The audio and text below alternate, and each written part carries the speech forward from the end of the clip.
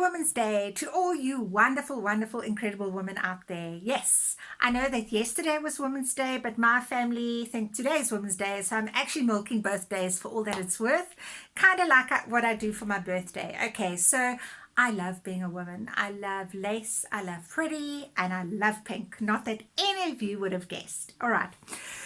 So for those of you who don't know, I have been sewing for at least 100 years. Well, that's what it feels like. I actually can't remember a time where I did not sit in front of a sewing machine. And just bear with me now, I'm just adjusting my camera here so it just doesn't pop off of the tripod. So you kind of get to the point where you think you know exactly everything, or maybe not everything, but you know most things about sewing, all right? That not many people can teach you too much. Not a pride thing, it's just you know what you know. So I got this order from a lady. I think I showed you. They were tapestry fronts and she wanted me to put them into cushions. So you're going to add a back on with a zip, and she wanted me to put the inners in, and she wanted me to put cord all the way around. So to put cord all the way around, you need to actually make a bias strip to encase that cord in, okay? And as soon as I hear bias binding, I kind of like reel, because I think, oh my golly, here comes a lot of work. And it was 6 cushions, 70 centimeters by 70 centimeters all the way around. So you kind of do the math. So that is a lot of bias binding. Anyway, so off I go to my fabric shop in Boston, one of my favorite places. They are just gems. They're always so helpful. And I speak to the owner, Tina, and she's helping me to find the cord that I need. And I tell her my woes about all this bias binding. And she said to me, Kim, do you know how to make bias binding? And I went, what do you mean? Do I know how to make bias binding? Of course I know how to make bias binding. And she says to me, no, but you've got a lot to make. Do you know how to make it? So I said to her, well, if you know an easier way than I do, please, lady, just share with me right now, which is exactly what she did. And that is why I am standing in front of this here camera, so I can teach you this little trick. So for any of you who are not vaguely interested in bias binding and will never be interested in bias binding, now is the time to druk that red knoppie. But for those of you who are interested, you need to stay tuned, because this will change your life. Okay, so just a note to everyone out there, I don't have a whole crew of cameramen. It's just me, myself, I, and my tripod and my sewing machine and my little cell phone here. So when it's very rudimentary and it looks rudimentary, it is because it is what it is. Okay, so here goes. All right, so to start off, let me just angle this little camera down and hope it doesn't pop off. Okay, you need to get yourself your little square of your fabric that you want to make into the bias strip. Square, you fold it in half. Okay, just excuse it's got a little bit of dust on it. You open it up. Okay, it is square, and now we cut down that center piece. Okay, so we've got 2 beautiful triangles. Okay, now what we're going to do is right sides together. We are going to join those 2 pieces together like that. Okay, so it's right sides together, and we're going to make a thin little line there. So that is actually the line that we cut on, and now we're going to stitch that down. All right, not too difficult, so that when you open it up, it gives you this very odd look like that. All right, so me being me, I'm like 5 steps ahead, and that's exactly what I've done. Okay, so I've joined that together. I've got that totally odd look. I swivel it around, and now what I'm going to do is I'm going to draw pencil lines on here that are going to determine what the width of my bias strip is going to be.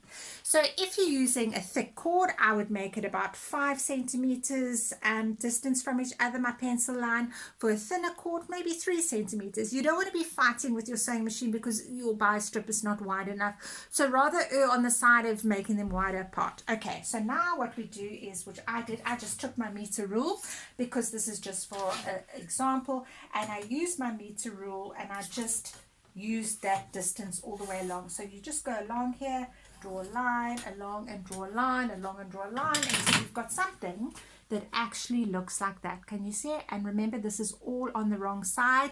And why I'm telling you that, because the first time I did it, I drew all my lines on the right side. Okay, and I was so very irritated with myself. Okay, so now what you're going to do is you're going to actually flip that over. Okay, you're going to flip it over like that, and you're going to do this. You're going to fold that piece in like that, and you're going to fold this piece in like this. Okay, so what you've got is, if you actually look at it, it's almost like a party trick. Can you see that? You've got your lines are actually meeting up. So you've got this full-on box where the lines go all the way around and they meet up with each other. Ta-da!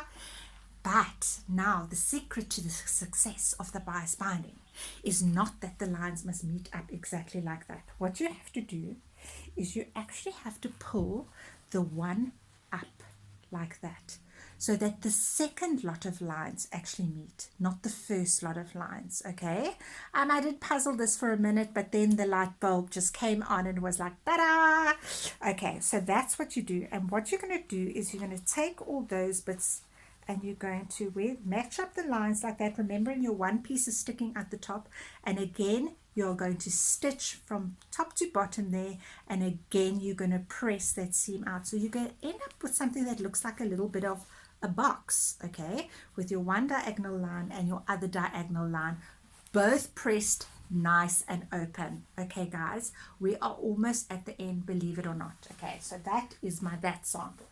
Then what happens is you end up with your little box like I explained to you, and now you get your scissors. Okay, I already started cutting here. So what happens is I'm just going to put this all back so we can get a semblance of what it actually looked like once it was done. So it came like that. Okay, I had my little piece sticking at the top, the one that I pulled up higher, and I start to cut. Okay, and I cut and I cut and I cut and I cut. And I cut and I cut and I cut and I cut, and my bias strip goes on and on and on and on, and the lines just follow onto each other. I don't know if you can see it as I go through. My lines just, have I got this right in front of the camera? And like I said, if I had a hunky cameraman here, he would be angling it, but I don't. So my little tripod sometimes doesn't behave. There we go. And I cut and I cut until I get to the end. And guys, you have got your most fabulous piece of bias strip. And obviously the bigger your square of fabric is, the longer your bias is going to be. And for me, literally, I just cut very big squares, which gave me very big triangles, which gave me masses of bias strip. So I didn't have to join and join and join and join, and it was actually a delight. I didn't find it like this big chore like I normally do. So yes, if you are needing bias binding in the near future, this is the one and only way that it needs to be done. So I hope on this here Women's Day, I gave you a little cheerful bit of information on how to make very easy bias binding. Until next we talk, I hope you have a wonderful day, and I hope your family are spoiling you rotten, because you're incredible and you deserve to be spoiled rotten.